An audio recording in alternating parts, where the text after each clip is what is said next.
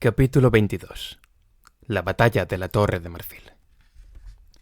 Volvieron al campamento los exploradores enviados como avanzadillas e informaron de que la Torre de Marfil estaba ya muy cerca.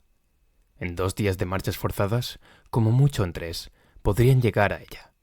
Pero Bastian parecía indeciso. Ordenaba hacer altos con más frecuencia que hasta entonces y luego, repentinamente, reanudaba la marcha. Nadie en la expedición comprendía los motivos, pero nadie, naturalmente, se atrevía a preguntárselos. Desde su gran hazaña en el Monasterio de las Estrellas, Bastian había permanecido inaccesible, incluso para Sayide. En la expedición corrían toda clase de rumores, pero la mayoría de los compañeros de viaje acataban de buena gana sus contradictorias órdenes. Los grandes sabios, opinaban, parecen a menudo incomprensibles a los seres normales. Tampoco Atreyu y Fuyur podían explicarse ya el comportamiento de Bastian. Lo ocurrido en el Monasterio de las Estrellas excedía de la comprensión de ambos, pero eso solo aumentaba la preocupación que les causaba. En Bastian batallaban 2 sentimientos y no podía callar ninguno de los dos. Ansiaba encontrar a la hija de la luna. Ahora era famoso y admirado en toda fantasía y podía ir a su encuentro como un igual. Pero al mismo tiempo lo llenaba de preocupación el tener que devolverle a Aurin. ¿Qué ocurriría entonces? ¿Intentaría ella enviarlo de nuevo a su mundo, del que apenas sabía ya nada Bastian? No quería regresar, y quería conservar la alhaja. Luego pensaba que no era seguro que tuviese que devolvérsela. Quizá ella se la dejara tanto tiempo como él quisiera. Quizá se la había regalado ya, o le pertenecía a él para siempre. En esos instantes, Bastian apenas podía guardar la hora de ver a la hija de la luna, y acicateaba la expedición para poder estar antes con ella. Sin embargo, pronto lo acometían las dudas y mandaba detenerse y acampar, a fin de pensar en lo que le aguardaba. De esa forma, con marchas rápidas y precipitadas y dilaciones de horas, habían llegado por fin al límite exterior del famoso laberinto, la amplia llanura que era un solo jardín lleno de senderos y caminos entrecruzados. En el horizonte, contra el cielo brillante y dorado de la tarde, relucía mágicamente la Torre de Marfil. Todo el tropel de fantasíos, y también Bastian, se quedaron en un silencio religioso, disfrutando de la indescriptible belleza de la vista. Hasta en el rostro de Sayide había una expresión de asombro que nunca había aparecido antes y que, desde luego, pronto desapareció otra vez. Atreyu y Fuyur, que estaban muy atrás, recordaron qué distinto les había parecido el laberinto cuando estuvieron allí la última vez, carcomido por la enfermedad mortal de la nada. Ahora parecía más florido, hermoso y resplandeciente que nunca. Bastian decidió no avanzar más ese día, de forma que se montó al campamento. Envió algunos mensajeros para que saludaran de su parte a la hija de la luna y le anunciaran que tenía intención de llegar al día siguiente a la Torre de Marfil. Luego se echó en su tienda e intentó dormir, pero se agitaba de un lado a otro sobre sus cojines y sus preocupaciones no lo dejaban descansar. No sospechaba que, por razones muy distintas, aquella noche sería la peor de su estancia en fantasía. Hacia la medianoche, había caído finalmente en un sueño ligero e inquieto, cuando murmullos y susurros excitados a la entrada de su tienda lo sobresaltaron. Se levantó y salió. «¿Qué pasa?», preguntó con severidad. «Este mensajero», respondió Yuan, el genie azul, «pretende tener que comunicarte una noticia tan importante que no puede esperar hasta mañana». El mensajero, al que Yuan había levantado por el cuello, era un pequeño ligerillo, un ser de cierto parecido con un conejo, pero que, en lugar de piel, tenía un plumaje destallante colorido. Los ligerillos son los corredores más veloces de fantasía, y pueden salvar enormes distancias a tal velocidad que prácticamente no se los ve, y solo se puede observar su paso, como una exhalación, por las nubecillas de polvo que levantan. Precisamente por esa cualidad habían enviado a aquel ligerillo como mensajero. Había hecho todo el trayecto hasta la Torre de Marfil y regresado, y jadeaba sin aliento cuando el genie lo dejó ante Bastian. «Perdón, señor», resopló el ligerillo inclinándose profundamente unas cuantas veces. «Perdón por atreverme a tomar tu descanso, pero te sentirías muy poco satisfecho de mí si no lo hiciera. La emperatriz infantil no está en la Torre de Marfil desde hace muchísimo tiempo, y nadie sabe dónde se encuentra». Bastian se sintió de pronto vacío y frío interiormente. «Tienes que estar equivocado. Eso no puede ser». «Los otros mensajeros te lo confirmarán cuando lleguen, señor». Bastian calló un rato y luego dijo sin expresión: «Gracias, está bien». Se volvió y entró en su tienda. Se sentó en la cama y apoyó la cabeza en las dos manos. Era completamente imposible que la hija de la luna no hubiera sabido cuánto tiempo hacía que se dirigía a su encuentro. ¿Era que no quería verlo? ¿O le habría ocurrido algo? No, era completamente impensable que a ella, la emperatriz infantil, le pudiera ocurrir algo en su propio reino. Pero no estaba allí, y eso significaba que no tendría que devolverle a Aurin. Por otro lado, sentía una amarga decepción por el hecho de no volverla a ver. Cualquiera que fuese la razón para su conducta, la encontraba incomprensible. No, insultante. Entonces recordó la observación a menudo reiterada de Atreyu y Fuyur, en el sentido de que cada uno solo encontraba una vez a la emperatriz infantil. El pesar hizo que, repentinamente, sintiera nostalgia de Atreyu y de Fuyur. Quería desahogarse con alguien, hablar con un amigo. Se le ocurrió la idea de ponerse el cinturón Gemal e ir a verlos sin que lo vieran. De esa forma, podría estar con ellos y disfrutar de su presencia consoladora sin ceder en nada. Rápidamente, abrió la decorada cajita, sacó el cinturón y se lo ciñó. Otra vez tuvo la misma desagradable sensación que la primera cuando dejó de verse a sí mismo. Aguardó un poco hasta que se hubo acostumbrado y luego salió y comenzó a errar por el campamento en busca de Atreyu y de Fuyur. Por todas partes se oían susurros y murmullos excitados. Figuras oscuras se deslizaban entre las tiendas y aquí y allá se sentaban juntos varios fantasíos, deliberando entre sí en voz baja. Entretanto, habían vuelto también los demás mensajeros, y la noticia de que la hija de la luna no estaba en la Torre de Marfil se había extendido como un incendio por el campamento de los compañeros de viaje. Bastian anduvo entre las tiendas, pero, al principio, no encontró a los dos que buscaba. Atreyu y Fuyur se habían instalado al borde mismo del campamento, bajo un romero en flor. Atreyu se sentaba sobre las piernas, con los brazos cruzados ante el pecho, y miraba con rostro impasible en dirección a la Torre de Marfil. El dragón de la suerte estaba echado junto a él, con la poderosa cabeza en el suelo, a sus pies. Mi última esperanza era que ella hiciera con él una excepción para recuperar el signo, dijo Atreyu. Pero ahora ya no la hay. Ella sabe lo que se hace, respondió Fuyur. En aquel momento, Bastian los vio y se dirigió, invisible, hacia ellos. «¿Lo sabe realmente?», murmuró Atreyu. «Bastian no debe seguir teniendo a Aurin». «¿Qué vas a hacer?», preguntó Fuyur. «No te lo entregará voluntariamente». «Se lo tendré que quitar», respondió Atreyu. Al oír esas palabras, Bastian sintió que el suelo vacilaba bajo sus pies. «¿Cómo lo vas a hacer?», oyó decir a Fuyur. «Es verdad, si lo tuvieras tú, no podría obligarte ya a devolvérselo». «Eso no lo sé», dijo Atreyu. «Seguiría teniendo su fuerza y su espada mágica». «Pero el signo te protegería», objetó Fuyur. «Incluso de él». «No», dijo Atreyu. «Eso no creo. De él no. No». «Y lo cierto es», continuó Fuyur soltando una risa suave y rabiosa, «que él mismo te lo ofreció en vuestra primera noche en Amarganth, y tú lo rechazaste». Atreyu asintió. «Entonces no sabía aún lo que sería de Bastian». «¿Qué otro remedio te queda?», preguntó Fuyur. «¿Qué vas a hacer para quitarle el signo?». «Tendré que robárselo», respondió Atreyu. Fuyur levantó bruscamente la cabeza. Con sus ardientes ojos de color rubí, miró a Atreyu, que bajó la vista al suelo y repitió en voz baja. «Tendré que robárselo. No hay otra posibilidad». Tras un silencio inquieto, Fuyur preguntó. «¿Cuándo?». «Esta misma noche», respondió Atreyu, «porque mañana puede ser demasiado tarde». Bastian no quiso oír más. Lentamente se alejó. Solo sentía un vacío frío y sin fondo. Ahora todo le daba igual, como había dicho Sayide. Volvió a su tienda y se quitó el cinturón Gemal. Luego envió a Yuan a llamar a los tres caballeros, Hisbald, Hikrion y Hidorn. Mientras esperaba andando arriba y abajo, recordó que Sayide lo había vaticinado todo. Él no había querido creerla, pero ahora tendría que hacerlo. Sayide se había portado sinceramente con él. Ahora lo comprendía. Era la única que le había sido fiel. Sin embargo, no era seguro que Atreyu pusiera realmente en práctica su plan. Quizá había sido solo una idea de la que se avergonzaba ya. En tal caso, Bastian no diría ni una palabra. Aunque a partir de ahora su amistad no le importaría. Había terminado para siempre. Cuando llegaron los tres caballeros, les dijo que tenía razones para suponer que aquella misma noche un ladrón entraría en su tienda. Por ello, les pedía que montaran guardia en el interior y capturasen al ladrón, quienquiera que fuese.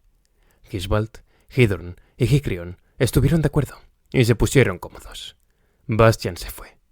Se dirigió a la litera de coral de Sayide. Ella estaba profundamente dormida y solo los 5 gigantes, con sus negras corazas de insecto, permanecían erguidos e inmóviles a su alrededor. En la oscuridad parecían 5 bloques de piedra. «Deseo que me obedezcáis», dijo Bastian en voz baja. Inmediatamente, los 5 volvieron hacia él sus negras caras de hierro. «Mándanos, señor de Nuestra Señora», respondió uno con voz metálica. «¿Creéis que podríais dominar a Fuyur, el dragón de la suerte?», quiso saber Bastian. «Eso depende, señor, de tu voluntad que nos guía», contestó la voz metálica. «Es mi voluntad», dijo Bastian. «Entonces podemos dominar a cualquiera», fue la respuesta. «Está bien, acercaos a él», señaló con la mano la dirección. «En cuanto Atreyu lo deje, coged a Fuyur prisionero, pero quedaos con él allí. Ya os avisaré cuando tengáis que traerlo». «Lo haremos de buena gana», fue la respuesta de la voz metálica. Los 5 negros se pusieron en movimiento silenciosamente y al mismo paso. Sayide sonrió en sueños. Bastian volvió a su tienda, pero cuando la vio delante, titubeó. En el caso de que Atreyu intentara realmente el robo, no quería estar presente cuando lo capturasen. Las primeras luces del amanecer subían ya por el cielo, y Bastian se apostó no lejos de su tienda, bajo un árbol, y aguardó envuelto en su manto de plata. El tiempo pasó de una forma infinitamente lenta. Amaneció una mañana pálida, se hizo más claro, y Bastian empezaba ya a alimentar esperanzas de que Atreyu hubiera renunciado a sus propósitos, cuando de repente se oyó ruido y confusión de voces en el interior de la suntuosa tienda. No pasó mucho rato antes de que Atreyu, con las manos atadas a la espalda, fuera sacado por Hikrion de la tienda. Los otros 2 caballeros los seguían. Bastian se levantó pesadamente y se apoyó contra el árbol. «De modo que sí», murmuró para sus adentros. Luego penetró en su tienda. No quería mirar a Atreyu, y también éste mantuvo la cabeza baja. «Y Yuan», dijo Bastian al Genie azul que estaba junto a la entrada de la tienda. «Despierta todo el campamento. Todos deben venir aquí, y que los gigantes traigan a Fuyur». El Genie lanzó un agudo grito de águila y se fue apresuradamente. En todos los sitios a donde llegaba, comenzó a verse movimiento en las tiendas grandes o pequeñas y en los demás lugares de acampada. «No se ha defendido en absoluto», gruñó Hikrion, señalando con un gesto de cabeza a Atreyu, que permanecía inmóvil y con la cabeza gacha. Bastian se apartó y se sentó en una piedra. Cuando los 5 gigantes negros blindados trajeron a Fuyur, una gran multitud se había congregado ya en torno a la suntuosa tienda. Al acercarse los pasos iguales, metálicos y pesados, los espectadores se abrieron, dejando camino. Fuyur no estaba encadenado ni lo tocaban los gigantes blindados. Solo caminaban a su izquierda y su derecha con las espadas desenvainadas. «No se ha defendido en absoluto, señor de Nuestra Señora», le dijo a Bastian una de las voces metálicas cuando la comitiva se detuvo ante él. Fuyur se echó en el suelo ante Atreyu y cerró los ojos. Se hizo un largo silencio. Los últimos rezagados de la expedición se apresuraron a llegar y estiraron el cuello para ver qué pasaba. La única que no estaba presente era Sayide. Los susurros y murmullos fueron apagándose poco a poco. Todas las miradas iban de Atreyu a Bastian y de Bastian a Atreyu. En aquella luz gris, sus figuras inmóviles parecían una imagen sin color, petrificada para siempre. Finalmente, Bastian se levantó. «Atreyu», dijo, «querías robarme el signo de la emperatriz infantil para hacerlo tuyo. Y tú, Fuyur, lo sabías y lo planeaste con él. Con ello, no solo habéis manchado la amistad que había entre nosotros, sino que os habéis hecho reos también del peor de los crímenes contra la voluntad de la hija de la luna, que me dio la alhaja. ¿Os confesáis culpables?» Atreyu miró largamente a Bastian y asintió. A Bastian le falló la voz y tuvo que comenzar 2 veces antes de poder seguir hablando. «Pienso, Atreyu, en que fuiste tú quien me llevó hasta la emperatriz infantil, y pienso en el canto de Fuyur en Amarganth. Por eso os perdono la vida de un ladrón y del cómplice de un ladrón. Haced con ella lo que queráis, pero alejaos de mí tanto como podáis, y no os atreváis jamás a poneros ante mi vista. Os destierro para siempre. No os he conocido nunca». Le hizo Hikrion una señal con la cabeza para que soltara a Atreyu, y luego se apartó y volvió a sentarse. Atreyu se quedó largo tiempo de pie sin moverse, y luego echó una mirada a Bastian.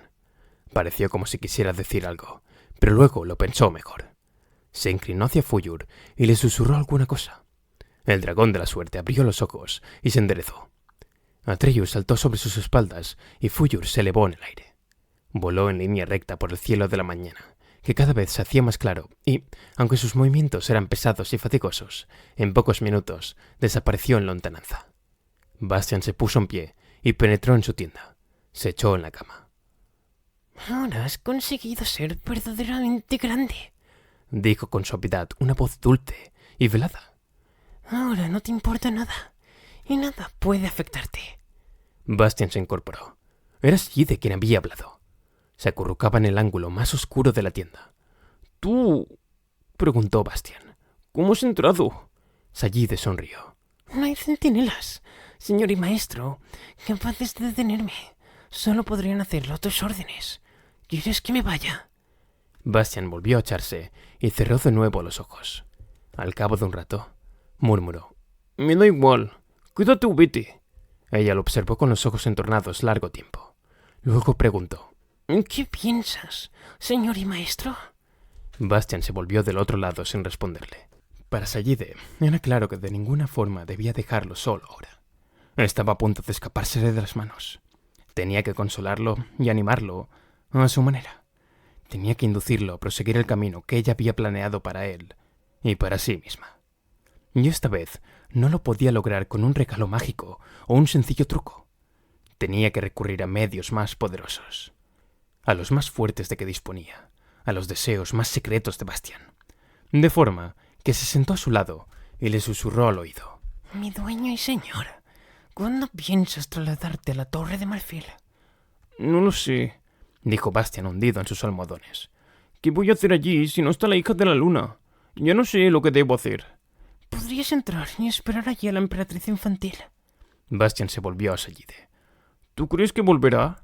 Tuvo que repetir la pregunta más apremiantemente para que Sayide, titubeando, respondiera. No lo creo. Creo que ha dejado fantasía para siempre y que tú, señor y maestro, eres su sucesor. Bastian se incorporó lentamente. Miró los ojos de dos colores de Sayide y tardó un rato en comprender del todo lo que ella había dicho. ¿Yo? Balbuceó. En sus mejillas aparecieron manchas rojas. ¿Tanto te asusta la idea? Susurró Sayide. Ella te ha dado el signo de su poderío. Te ha entregado su reino. Serás el emperador infantil, mi señor y maestro, y lo mereces. No solo salvaste fantasía con tu venida, sino que la has creado tú. Todos nosotros, incluso yo, somos solo criaturas tuyas. Tú eres el gran sabio. ¿Por qué te asusta asumir también el poder supremo que, después de todo, te corresponde?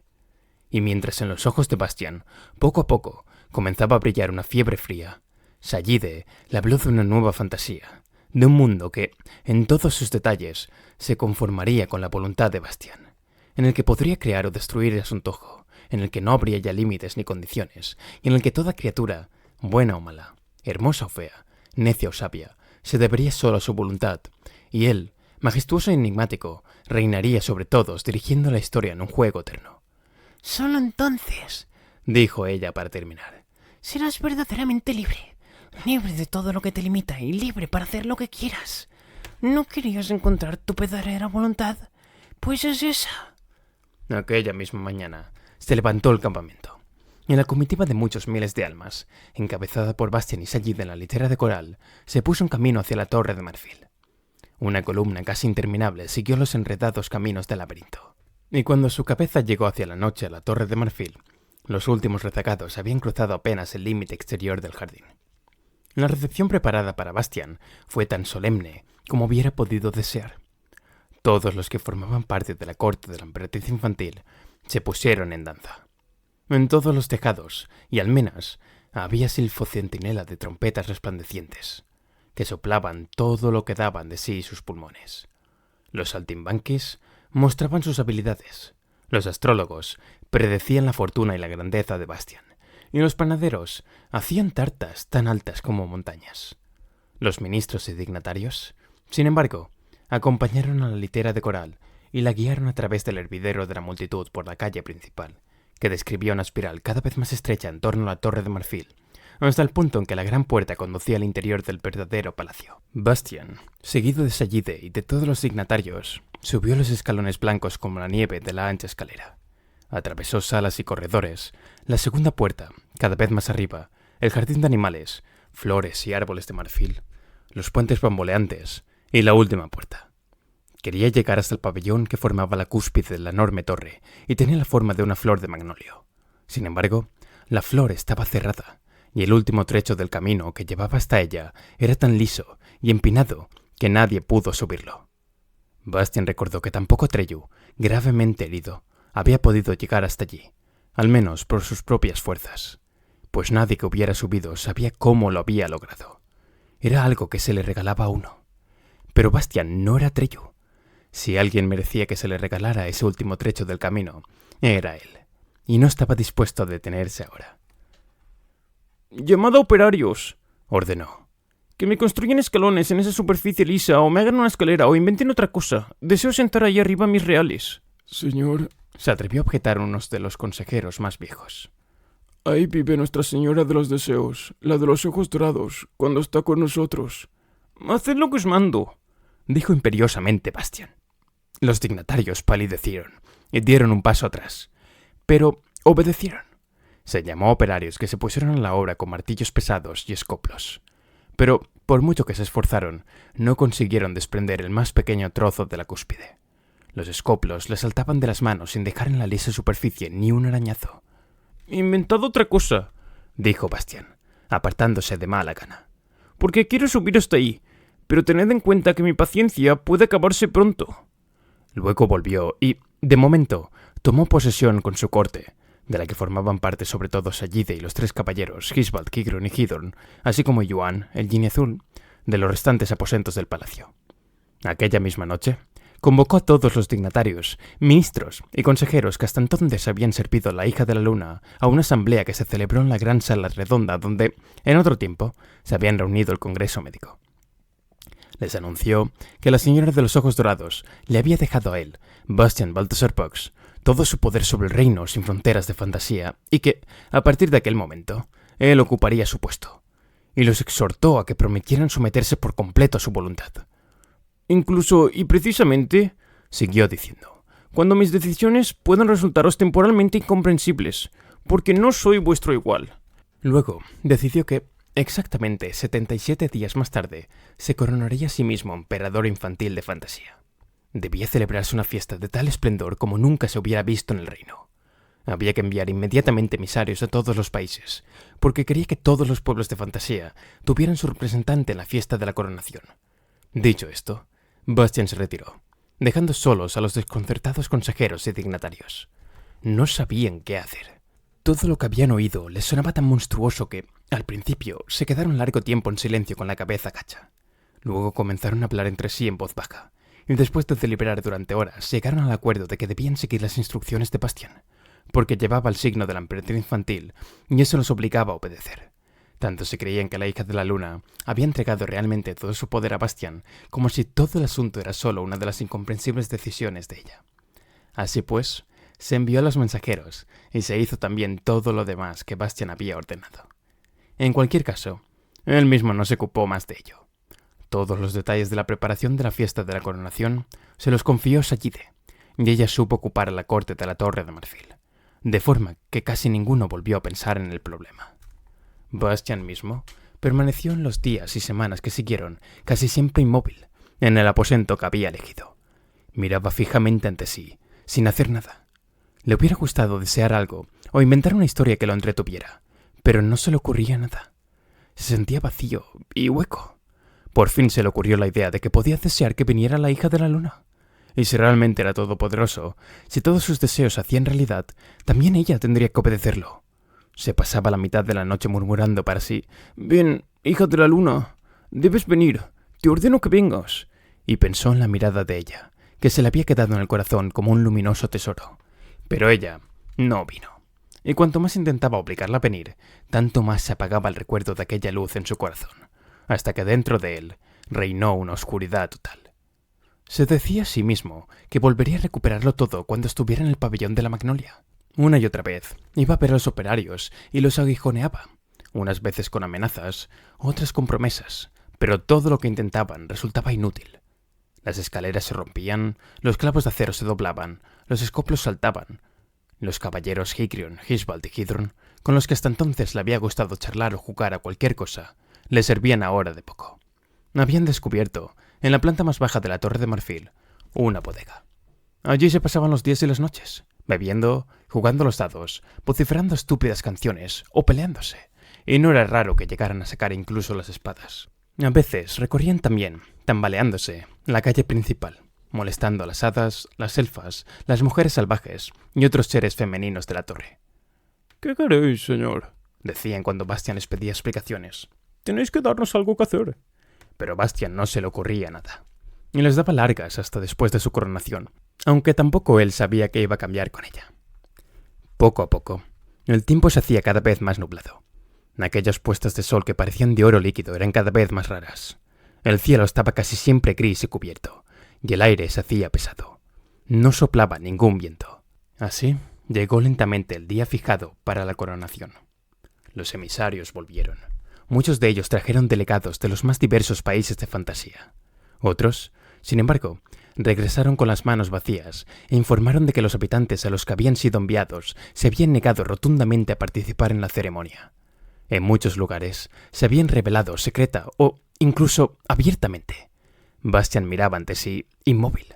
«Con todo eso acabarás», dijo Sayide, «cuando seas emperador de fantasía». «Quiero que ellos quieran lo que yo quiero», dijo Bastian. Pero Sayide se había alejado ya precipitadamente para tomar nuevas disposiciones. Y llegó el día de la coronación. Coronación que no tendría lugar. Ese día pasaría a la historia de fantasía como el de la sangrienta batalla de la Torre de Marfil. Ya de mañana el cielo estaba cubierto por unas nubes espesas de color gris plomizo que no dejaban que se hiciera realmente el día. Una media luz inquietante lo bañaba todo. El aire estaba totalmente inmóvil y era tan pesado y opresivo que apenas se podía respirar. Sayide, junto con los 14 maestros de ceremonias de la Torre de Marfil, había preparado un programa de festejos sumamente variado, que debía superar en lujo y fastuosidad a todo lo que se había visto en fantasía.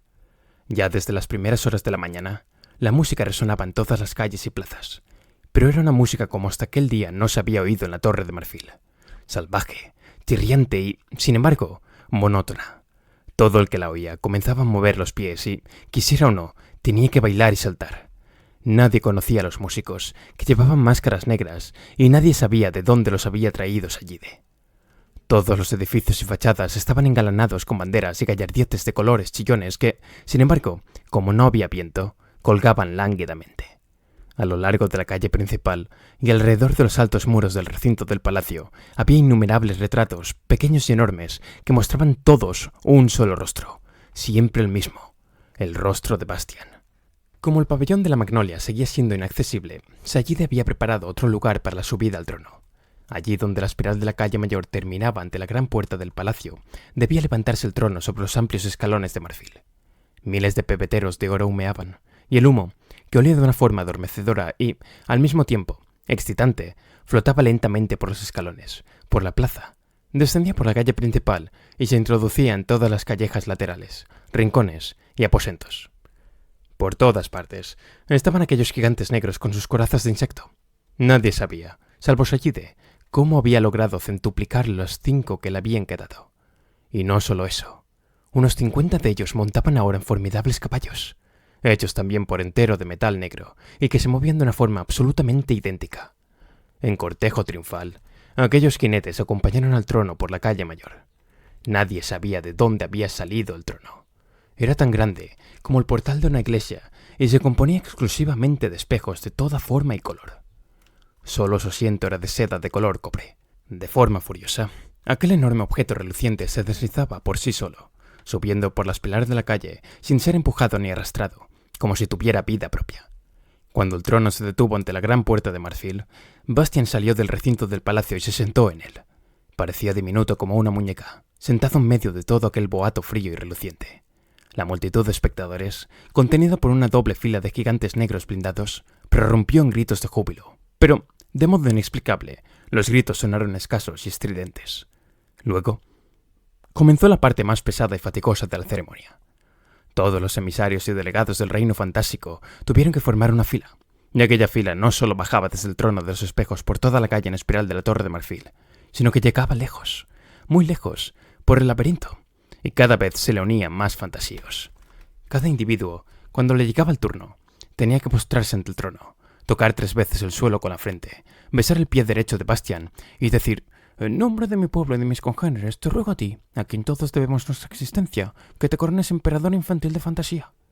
Habían pasado ya de esa forma 2 o 3 horas, cuando una agitación repentina recorrió la fila de los que aguardaban. Un joven fauno subía corriendo por la calle. Se veía que lo hacía con sus últimas fuerzas, porque se tambaleaba y se caía de vez en cuando, se levantaba otra vez y seguía corriendo, hasta que se arrojó a los pies de Bastian, luchando por recuperar el aliento. Bastian se inclinó hacia él. «¿Qué ocurre para que te atrevas a perturbar la ceremonia?» «Es la guerra, señor», balbuceó el fauno. Atreyu ha contado a muchos insurrectos y se dirige hacia aquí contra los ejércitos.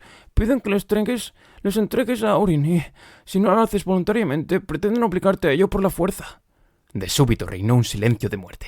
La excitante música y las estridentes muestras de regocijo habían cesado de golpe. Bastian miraba fijamente ante sí. Se había puesto pálido. Llegaron corriendo los 3 caballeros, Gisbald, Hikrion y Hidrun. Parecían de un buen humor extraordinario. «Por fin tenemos algo que hacer, señor», gritaron a la vez. «Dejádnoslo a nosotros. No permitáis que se interrumpa vuestra fiesta». «Buscaremos unos cuantos valientes y nos enfrentaremos con los rebeldes. Les daremos una lección que no olvidarán en mucho tiempo». Entre los miles de criaturas de fantasía presentes, había muchas que no podían ser utilizables en absoluto con fines bélicos. Sin embargo, la mayoría podía manejar muy bien algún arma, ya fuera la maza, la espada, el arco, la lanza, la honda o simplemente los dientes y garras. Todas ellas se agruparon alrededor de los 3 caballeros que guiaban el ejército.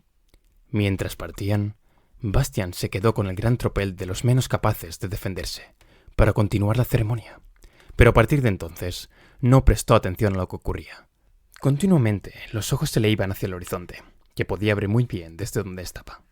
Las enormes nubes de polvo que allí se levantaban le permitían suponer cuáles eran las fuerzas con que Atreyu se aproximaba.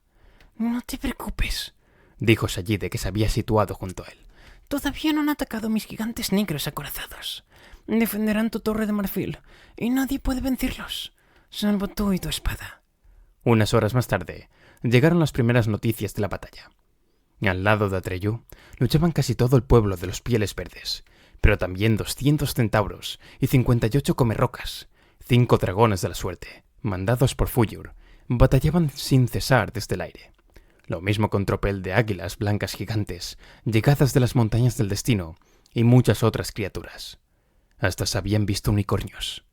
Sin duda, eran numéricamente muy inferiores al ejército que mandaban los caballeros Hikrion, Gisbald y Hidrun, pero luchaban con tal decisión que el ejército que defendía a Bastian se replegaba cada vez más hacia la Torre de Marfil. Bastian quiso tomar el mando de su ejército, pero Sayide lo disuadió. «Piensa, señor y maestro», dijo, «que para tu nuevo rango de emperador de fantasía no resulta apropiado luchar. Confía en tus leales». La batalla duró todo el día. Cada pie de terreno del laberinto fue encarnizadamente defendido por el ejército de Bastian y se convirtió en un campo de batalla ensangrentado y pisoteado. Cuando empezaba ya a oscurecer, los primeros insurrectos habían llegado al pie de la Torre de Marfil. Y entonces envió allí de sus gigantes negros acorazados, a caballo o sin él, que comenzaron a hacer terribles estragos entre los leales a Atreyu. Es imposible hacer un relato exacto de esa batalla de la Torre de Marfil, y por ello hay que renunciar aquí. Hasta hoy existen en fantasía innumerables canciones y relatos que hablan de ese día y esa noche, porque cada uno de los que participaron en ella la vivió de un modo distinto. Son historias que quizá deben ser contadas en otra ocasión. Hay quien dice que también al lado de Atreyu había uno, y hasta muchos magos blancos, capaces de hacer frente a las artes mágicas de Sayide. Con seguridad no se sabe. Quizás sea esa la explicación de que Atreyu y su gente pudieran, a pesar de los gigantes negros acorazados, asaltar la Torre de Marfil. Sin embargo, probablemente hay otra razón. Atreyu no luchaba por él, sino por su amigo, a quien quería vencer, para salvarlo. La noche había caído hacía tiempo, una noche sin estrellas llena de humo y de llamas. Las antorchas caídas al suelo, los pebeteros volcados o las lámparas destrozadas habían incendiado la torre en muchos lugares. Bastian, a la luz trémula de los incendios, corría entre los luchadores, que proyectaban sombras espectrales. Lo rodeaban el ruido de las armas y los gritos de los combatientes. «Atreyu», gritó con voz ronca. «Atreyu, ven, lucha conmigo. ¿Dónde estás?» Pero la espada Sicanda permanecía en su funda y no se movía. Bastian recorrió todas las estancias del recinto del palacio y corrió luego sobre los altos muros, que eran allí tan anchos como calles, y cuando precisamente iba a pasar sobre la gran puerta exterior bajo la cual, aunque en 1000 pedazos, estaba el trono de los espejos, vio a Atreyu, que venía hacia él desde el otro lado. Atreyu tenía una espada en la mano. Se enfrentaron, mirándose a los ojos. Sicanda no se movió. Atreyu le puso a Bastian la punta de la espada en el pecho. «Dame el signo», dijo. «Por tu propio bien». «¡Traidor!», gritó Bastian. «Yo te he creado. Yo he dado a su existencia todo lo que hay, y también a ti. ¿Te vuelves contra mí? Arrodíllate y pídeme perdón». «Estás loco», respondió Atreyu. «Tú no has creado nada. Todo se lo debes a la emperatriz infantil. Dame a Aurin». «Quítamelo si puedes», dijo Bastian. Atreyu titubeó. «Bastian», dijo, «¿por qué me obligas a vencerte para salvarte?» Bastian cogió el puño de su espada y, con su enorme fuerza, consiguió sacar a Sicanda de su vaina sin que ella saltara por sí misma su mano. Sin embargo, en el momento mismo en que eso ocurrió, se oyó un ruido tan espantoso que los luchadores que había abajo en la calle, ante la puerta, se quedaron por un momento petrificados y los miraron. Bastian reconoció el ruido. Era el horroroso crujido que había oído cuando Graograman se convertía en piedra, y la luz de Sicanda se extinguió. Por la mente de Bastian cruzó lo que el león le había anunciado para el caso de que desenvainara aquella arma por la fuerza. Pero ahora no podía ni quería volverse atrás. Golpeó a Atreyu, que intentó cubrirse con su espada. Sin embargo, Sicanda cortó el arma de Atreyu, alcanzándolo en el pecho. Se abrió una profunda herida de la que brotó la sangre. Atreyu se tambaleó retrocediendo y cayó desde lo alto de la gran puerta. Entonces, una llamarada blanca surgió de la humareda a través de la noche. Cogió el vuelo a Atreyu y se lo llevó. Era Fuyur, el dragón blanco de la suerte. Bastian se enjugó el sudor de la frente con el manto, y al hacerlo se dio cuenta de que su manto se había vuelto negro, negro como la noche. Todavía con Sicanda en la mano, bajó de los muros del palacio a la amplia plaza. Con la victoria sobre Atreyu, la suerte de la batalla había cambiado instantáneamente. El ejército de los rebeldes, que hacía un momento parecía seguro de vencer, comenzó a huir. Bastian se sentía como en una pesadilla de la que no podía despertar. Su victoria le sabía amarga como la hiel y, sin embargo, sentía al mismo tiempo una salvaje sensación de triunfo. Envuelto en su manto negro y con la sangrienta espada en la mano, bajó lentamente por la calle principal de la Torre de Marfil, que llameaba ahora al calor del incendio como una gigantesca antorcha. Bastian, no obstante, siguió andando entre el rugir y gemir de las llamas, que apenas notaba, hasta que llegó al pie de la torre. Allí encontró los restos de su ejército, que lo esperaban en medio del devastado laberinto. Ahora un campo de batalla interminable lleno de fantasíos muertos. También Hikrion, Hisbald y Hidorn estaban allí, estos dos últimos, gravemente heridos. Y Yuan, el Jin azul, había caído. Sayid estaba junto a su cadáver. Tenía en la mano el cinturón Gemal. «Esto, señor y maestro», dijo. «lo salvó para ti». Bastian cogió el cinturón y lo apretó en su mano. Luego se lo metió en el bolsillo. Miró lentamente en círculo a sus compañeros de batalla y de viaje. Solo quedaban unos centenares. Parecían agotados y demacrados. La luz temblorosa del incendio los hacía parecer un tropel de espectros. Todos los rostros habían vuelto hacia la Torre de Marfil que, como una pira, se iba derrumbando sobre sí misma. El pabellón de la magnolia de su cúspide comenzó a arder. Se abrieron del todo sus pétalos y pudo verse que estaba vacío. Luego se lo tragaron también las llamas. Bastian señaló con su espada al montón de brasas y escombros y dijo con voz ronca: «Todo eso es obra de Atreyu, y por eso lo perseguiré hasta el fin del mundo». Saltó sobre uno de los gigantescos caballos de metal negro y gritó: «¡Seguidme!». El caballo se encabritó, pero Bastian lo dominó con su voluntad y se lanzó a la noche a galope tendido.